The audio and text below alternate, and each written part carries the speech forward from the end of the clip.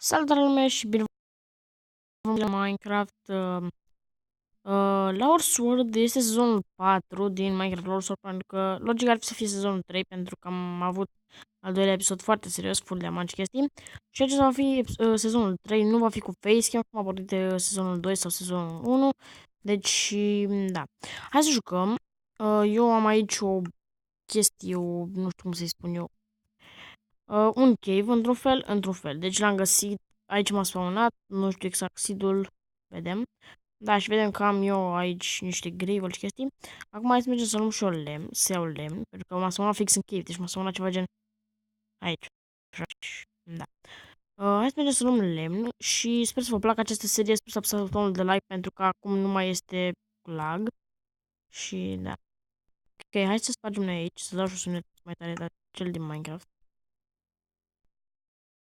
Și o peste Minecraft. Poate mai tare. Perfect. Să dai optim aici de telefon. Este perfect, așa.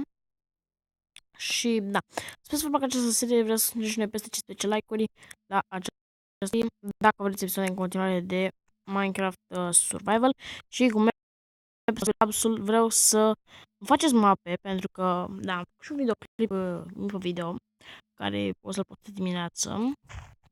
Momentan eu filmez seara, deci, da, pentru că e mai ușor să filmez seara când nu intri nimeni peste mine și chestii de genul, pentru că, da, da, ok.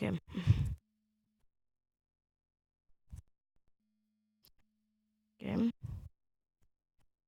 Așa aici. Așa. Să mergem și noi să tăiem lemnul. Și de data să nu o să fac în pământ casă. O să mai fac afară. Ca să nu se mai supere lumea. Și nu mi-am dat itemele alea cu game mode și chestii de astea, deci fără chestii de astea în comentarii, pentru că nu suport, că știu că le-am făcut bine, voi îmi ziceți că le-am făcut bine și le-am dat cu game mode. Deci, da. Nu o să mai, să zicem așa, dacă o să văd comentarii de genul, o să le dau comentarii de genul.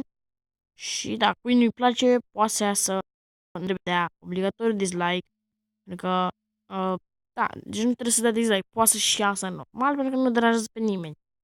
Poate să iasă dacă nu vrea să la mine pe canal, poate să dea dezabonare, unsubscribe, nu știu cum vreți să-i spuneți. Și, da, și nu dislike, cine vrea să facă hate, să se ducă canal, se ducă pe alt canal, care chiar îl urește. Că ceva gen, vine un hater, canal să caut, hai să caut ăsta. Aș mi găsește pe al meu în locul ăla. Dă mie hate. De ce să-mi dai hate dacă nici măcar nu te-ai uitat la videoclipuri? Asta încă n-am înțeles-o și nici nu o să înțeleg, da, fie. Da, mă spune. Ok. A, uite-l. Vă să nu și n-am văzut cum s-a dus. Ok, hai să mergem și noi la minat acolo. Pentru că nu mai am chef să mai fac, să mai stau eu, să mai fac mină, deci... Deja iron. Oh, lol. Lelbă, deja iron. Și o să jucăm pe easy momentan până îmi fac și o chestiile, pentru că nici full toate chestiile nu sunt, deci nu full are, mă refer. Nu sunt deloc cu chestiile din inventar, știți? Adică cu tărnăcop, cu sabia, cu pickaxe, cu tot. Pickaxe, tărnăcop, lol. Matematica, engleza, da, nu contează chestia asta. Ok, facem și noi greșeli pentru că n-am. Și tocmai ce mi-am eliberat un spațiu, 1 giga, înainte să încep filmarea. Ce bine, pentru că mai am loc de filmări pentru voi. Și da. Ok, acum cred că sunt stacat. Puțin. Ok, hai să iau și iron-ul ăsta. Ok, și nu mai joc cu textură. Pentru că Survival e cam urât să joc cu textură. Poate să jucăm cu Faithful mai târziu. Adică mă refer în următoarele episoade, poate să jucăm cu Faithful. Acum nu mai dau textura, pentru că, da, trebuie să din Minecraft, măcar dacă era direct în Minecraft, mai ziceai. Hai să mergem pe aici. Bă, deși tot găsesc iron, frate. Am găsit cave-ul, n-am găsit. Sunt cave-uri, găsesc cel mai mult iron, da, fie? Și nu l-am pus eu, dacă vreți să vezi și voi seed-ul, o să-l monitor și o să vă las seed-ul în descriere. Pentru că, da, dacă e să se vadă IP-ul de la SMP și nu vreau să fac chestia asta. Credeți-mă că aș fi ieșit, dar nu... Se vede IP-ul de la SMP, că altfel, dacă nu eram în SMP.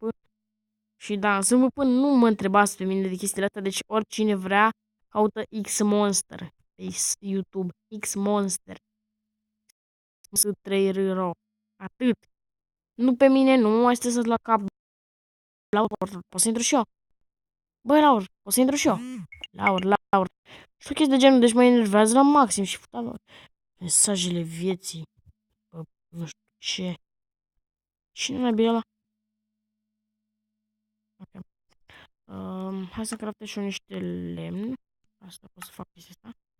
Să pot să fac toți. Place că fac ori 4, deci am făcut un stack și nu știu cât. Stack și 12. Ok, s-a buguit lumina. Gata. Bă, ce-i cu iron-ul ăsta? Bine, logic ar fi să fie cave și logic ar fi să-mi dea iron, dar n-am mai ciudat, adică serios, iron. Cred că deja sunt aproape full. Nici mâine. Am 11 iron. Da. Just give me iron.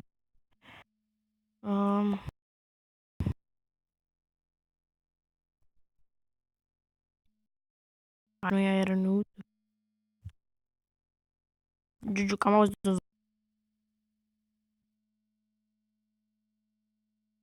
O să punem torțe ca să nu mă pierd. Pentru că... da. O să mă pierd destul de mult. Ok. Bă, se sfârșește cave-ul ăsta cam repede, deci...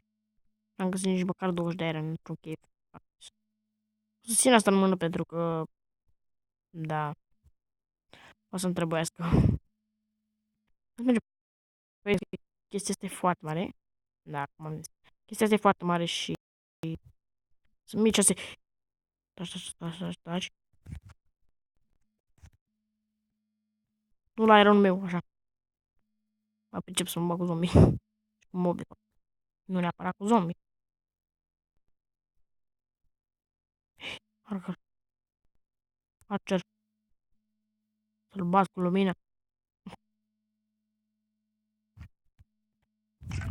Am ce bine dă ăsta cu arcul. Ai căzut, ok, bine. O să mai. Mă duc în același chip, dar altfel. În altă poziție. Ok. Nu știu, am pus asta. Ok, păi... Bă, am cam explorat tot cave într-un fel, dar nu prea cave, dar în fine.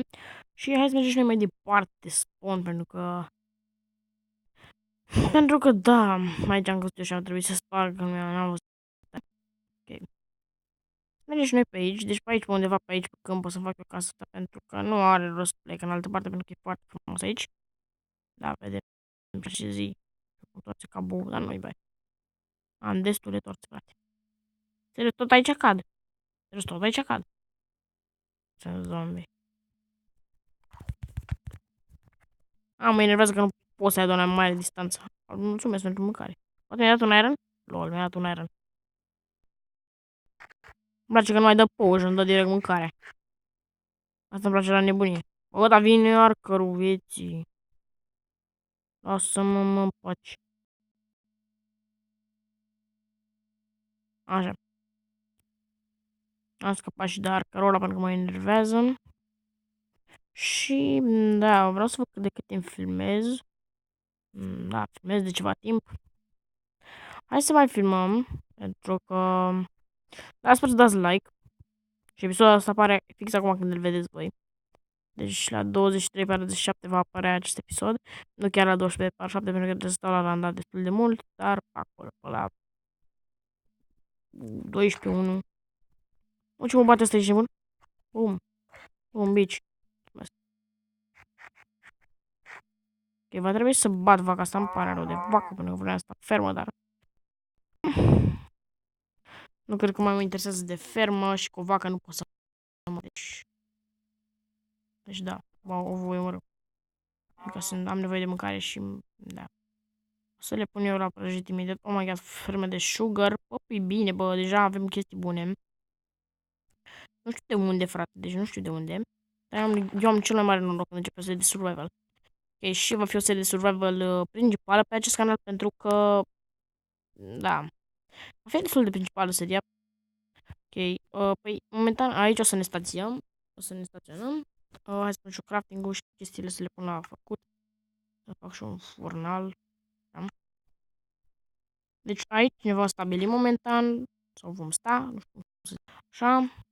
Pac. Punem aici, hai să fac încă un furnal că am nevoie. Pac. Pentru mâncărică. Pe cam atât acest episod, în prim episod, după mine a ieșit destul de bine. Da, și noi ne vedem la următoarele episoade. Ciao, ciao!